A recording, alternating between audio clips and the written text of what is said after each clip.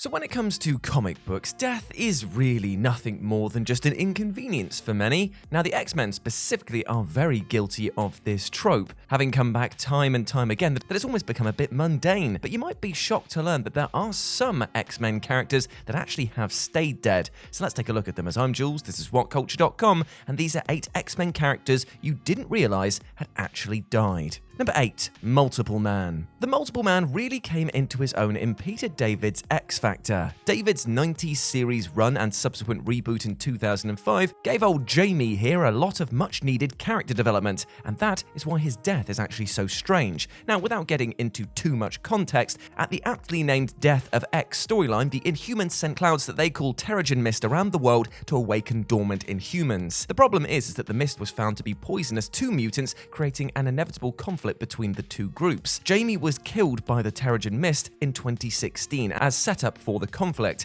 Now that in itself isn't that strange. Plenty of important characters are killed off as fodder for crossover storylines. But what is strange is that Jamie was killed in a single page as nothing more than exposition. He wasn't being used in any X books at the time, and the mixture of his rather unceremonious death and his infrequent usage caused a lot of people to actually miss his death entirely. Number 7. Magneto.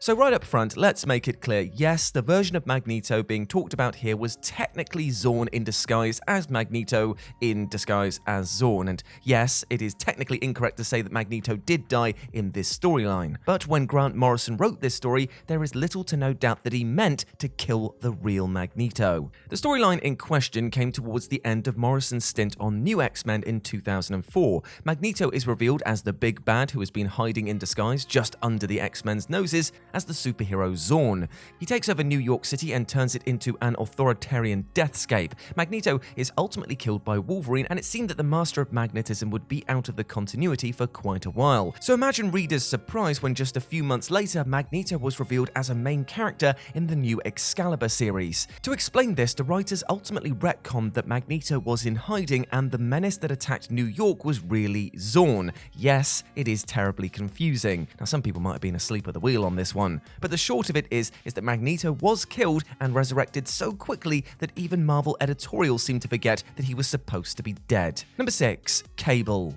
Usually Cable is more X-Force than X-Men, but he certainly applies for this list. Cable is a militaristic leader from a faraway future, so in that way maybe it isn't that much of a surprise that he's died more than a couple of times, but he keeps on finding a way back. Maybe it's because Cable's death feels rather inevitable. A future man who lives by spitting in the face of danger is certain to have a pretty high mortality rate, but his absences from the book have always felt pretty unreal. There's the time that he was lost in a time vortex fighting his evil clone. There was the time that he was shot dead in the head by Deadpool, and of course there's the time that he gave his life to protect his daughter, Hope Summers. Cable, air quotes, dies a lot, but you just know that he'll find a way back, and that makes each death less memorable as a whole. Even in the current continuity, the Cable that we're accustomed to was killed by a kid version of himself who takes his place. It's all very confusing. Number 5. Wolverine. Wolverine is the face of X-Men media, so when Marvel decided to kill off the Canadian brawler in 2014's Death of Wolverine storyline, lots of media attention was given to the character. But then comic book fans remembered something. Wolverine makes Marvel a ton of money. There was no way that he was going to actually die, and the whole event was nothing more than a gimmick to sell comics. And inevitably, fans were proven right, as to no one's surprise, Wolverine did come back from the dead in 2017. The fact that no one really believed that this was a permanent thing makes Wolverine's death more of a comic trivia footnote than an actually important aspect of the character. Unless you were specifically looking for Logan during that brief time that he was dead, you might not have even noticed that he was gone. For a character as oversaturated in comic media as Wolverine, this seemed more like a needed break than anything else. It seems impossible to imagine a Marvel universe today without Wolverine, and many have appropriately blocked this event from their memories entirely. Number 4. Colossus. Colossus gave his life in an effort to save all mutants by injecting himself with a cure for the legacy virus, a disease that was killing mutant kind throughout the 90s. It was a gripping sacrifice in a time where the stakes couldn't have been higher, so how can one of the most emotional and moving X-deaths of all time become forgettable? Well, that's easy, and it was published in 2001. The 1990s were a dark decade for comics and are infamous for the bevy of bad storylines produced. In 2001, X-Men comics were still stuck in some fairly lackluster the story cycles. And many readers left the scene to avoid it all, and because of this, many never realized Colossus was gone for a brief stint in the early 2000s. Doubling down on the forgettability of all of this is the fact that his sacrifice is rarely talked about after his resurrection in Joss Whedon's astonishing X-Men. It seems kind of weird that no one ever really thanks Colossus within the pages of the comics, so maybe his teammates also forgot that he was gone too. Number 3. Cyclops.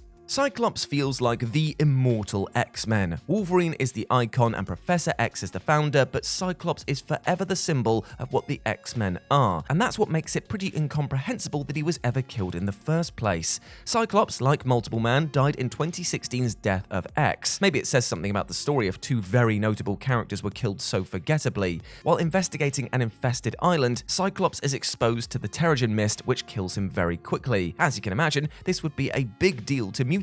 Cyclops was leading the band of outlaw X-Men that ran in opposition to the conventional mutant team. He was the face for something much larger than himself, so that when he died, Emma Frost decided to continue his legacy by creating a psychic impression of him to live on. She believed that the idea of Cyclops was too important to let perish and decided that he should stand as a symbol for mutants to unify under. And ultimately, her plan worked, as the psychic Cyclops was sacrificed to be a martyr for mutants everywhere. So technically, Cyclops sort of died twice, once as himself and once as his legacy. He was quickly resurrected in 2019, but even when he died in comics, he never truly died. Maybe that's why it feels like he never did to many readers. Number 2. Shadowcat. For those not in the know, X-Men comics have changed considerably in the last few years. For starters, the X-Men now live on a mutant island called Krakoa and have built a system that can resurrect any mutant upon the event of their death. For that reason, it feels a little bit like cheating to call any death in the new status quo forgettable, but Kate Pryde is an exception. From the beginning of this new era, Kate had a problem. And that was that all of this new mutant tech didn't seem to work for her. And of course, to comic book writers who can't pass up on the drama, that means that she had to bite the big one. In Marauders number 6, Kate was murdered by Sebastian Shaw, and she was unable to be resurrected. And it really did seem like Kate was dead. But then they brought her back. It seems almost anticlimactic how quickly it all got resolved in truth. In total, her death lasted a whopping 5 issues, which will surely be forgotten about in years to come. In the grand scheme of things, it's like she didn't even die at all. And number 1, Nightcrawler. Now, Kurt is the soul of the X-Men. A man of many hats, Nightcrawler has been a jokester, a confidant, a swashbuckler, a leader, and most of all, the moral center of the team. This is all to say that his character means a lot to both fans and the X-Men themselves, but honestly, Nightcrawler felt a bit out of place on the X-Men roster in the late 2000s. For whatever reason, the character just felt aimless. He still carried that emotional role on the team, but with such an ever-changing and expanding roster, he seemed to always be on the periphery. So it's for that reason that he was chosen to be the sacrificial lamb for the Second Coming storyline in 2010. X-writers needed a death that would mean something, and Nightcrawler fit the bill. He gave his life by teleporting to protect Hope Summers and preserve the mutant messiah. Like most of the characters talked about on this list, Nightcrawler stayed dead for a couple of years, but was brought back to the X-Men after giving up his spot in heaven to save his friends. Pretty tough break. Ultimately, Nightcrawler's death is forgettable for its brevity and his relative insignificance in the comics at the time. As sad as it is to say, few readers could tell that he was ever gone. And there we go, my friends. Those were 8 X-Men characters you didn't realize had died. I hope you enjoyed that, and please let me know what you thought about it down in the comments section below. As always, I've been Jules. You can go follow me over on Twitter at RetroJ with a 0, or you can swing by Live and Let's Dice, where I do all of my streaming outside of work, and it'd be great to see you over there, my friends. As always, I've been Jules. You have been awesome. Never forget that, and I'll speak to you soon. Bye.